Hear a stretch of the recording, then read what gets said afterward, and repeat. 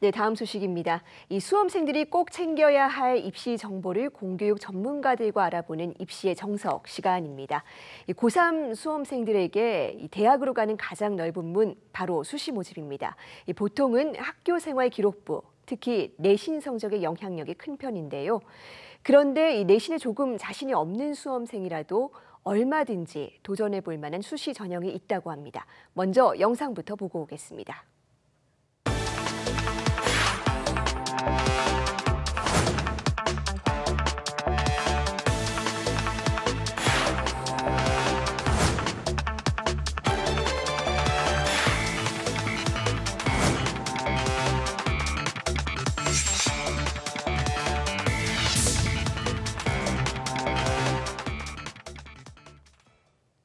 네, 수험생들에게 또 하나의 기회가 될 수 있는 논술 전형.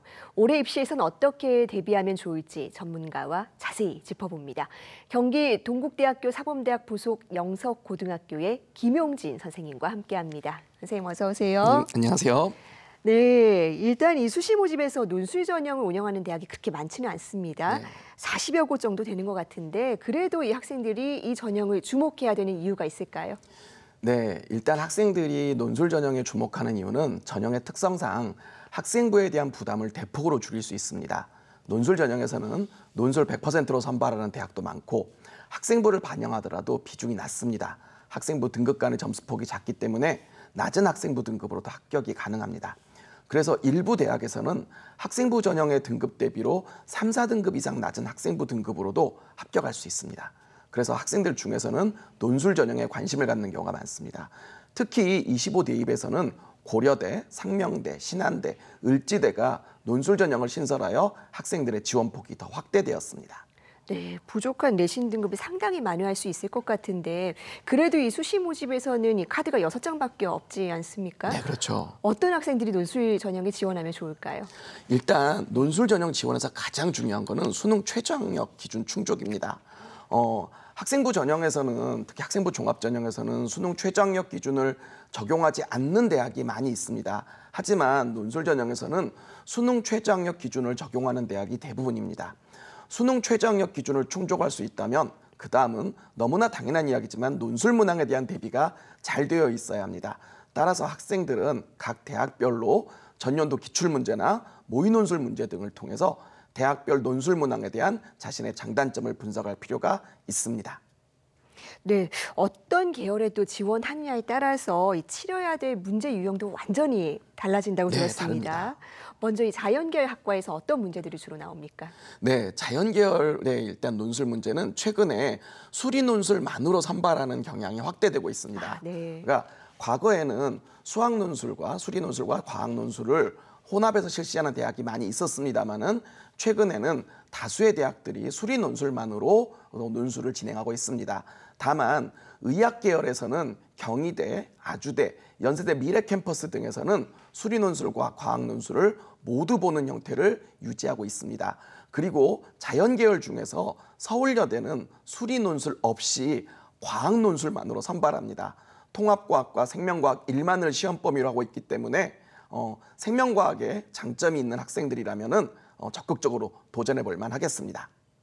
네, 아무래도 이 자연계열에서는 수학이 중요할 것 같고 그렇다면 인문사회 계열 시험 특징과 대비 방법 설명 부탁드립니다. 네, 인문사회 계열에서는 제시문을 요약하고 분석하는 어떤 전통적 형태의 논술 형태가 주를 이룹니다. 다만 대학에 따라서는 그런 제시문을 활용하는 문항 외에 도표나 그래프 자료를 활용하는 대학들이 있습니다. 전통적 논술을 하는 대학의 경우에는 학생들이 지문의 난이도나 길이, 문항 유형에 따라서 지원 여부를 결정하면 됩니다. 그런데 도표나 그래프 자료를 활용하는 대학의 경우에는 사회교과 등에서 도표 문제나 그래프 문제들이 나옵니다. 그런 것들을 평소에 얼마나 잘 풀었는지를 고려해서 지원 여부를 결정하면 됩니다. 그리고 인문 계열에서도 주의가 필요한 부분이 하나 있습니다. 건국대, 숭실대, 연세대, 중앙대, 한양대 등에서는 상경계열 모집 단위에 대해서는 수학 문제가 포함된 논술을 실시합니다.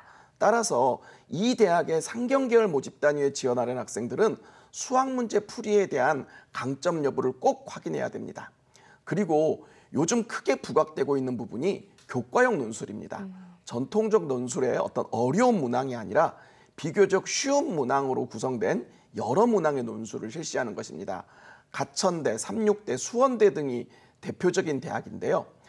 대학마다 문제 유형이 조금씩 다릅니다만은 이 교과형 논술 문항들은 대부분 EBS 교재를 활용합니다.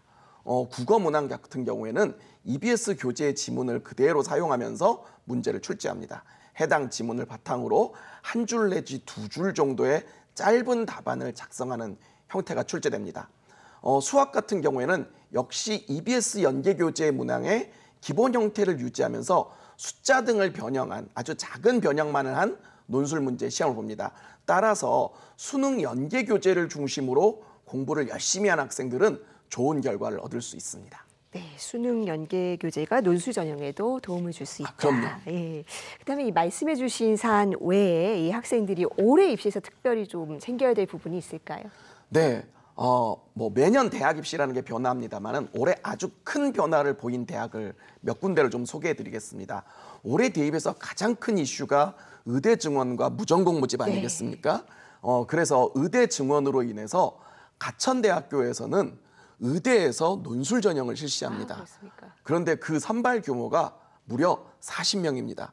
이 40명이라는 숫자는요, 전국에서 논술 전형으로는 가장 큰 규모입니다.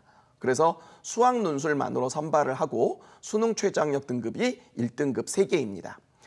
무전공 모집의 확대로 인해서 건국대학교에서는 무전공 모집단인 KU 자유전공학부를 논술 전형에서 69명을 선발합니다. 모집 단위의 성격으로 인해서 언어 논술과 수리 논술을 모두 실시하는데요. 특이한 점은 수리 논술의 시험 범위가 수학 1과 수학 2만 봅니다. 통상적인 자연계 논술과 비교했을 때 수학 시험 범위가 다르기 때문에 학생들은 이 부분에도 신경 쓸 필요가 있습니다. 반면에 서울과학기술대는 무전공 모집 단위인 ST 자유전공학부를 논술 전형으로 선발하는데요. 그 선발 규모가 무려 167명입니다. 다만 대학의 성격상 수리 논술만으로 선발합니다. 여기에 서울과학기술대는 논술을 수능을 본 다음인 평일에 월요일 날 실시하기 때문에 이 점 또한 특징입니다. 마지막으로 경기대를 또 들 수 있습니다. 경기대는 작년까지는 자연계열에서 논술을 실시하지 않았습니다. 그런데 올해 자유전공학부를 만들면서 수리 논술을 신설했습니다. 학생들은 수학 논술과 인문사회 논술 중에서 선택해야 응시할 수 있기 때문에 이런 점들을 눈여겨본다면 좋은 결과를 얻을 수 있을 것 같습니다. 네, 논술 전형이 또 모집 규모는 적지만 학생들이 선호하는 대학들이 두루 포함되어 있는 만큼 이 여름방학 잘 활용해서 기회로 만들어 보면 좋겠습니다. 선생님, 오늘 말씀 여기까지 듣겠습니다. 고맙습니다. 네.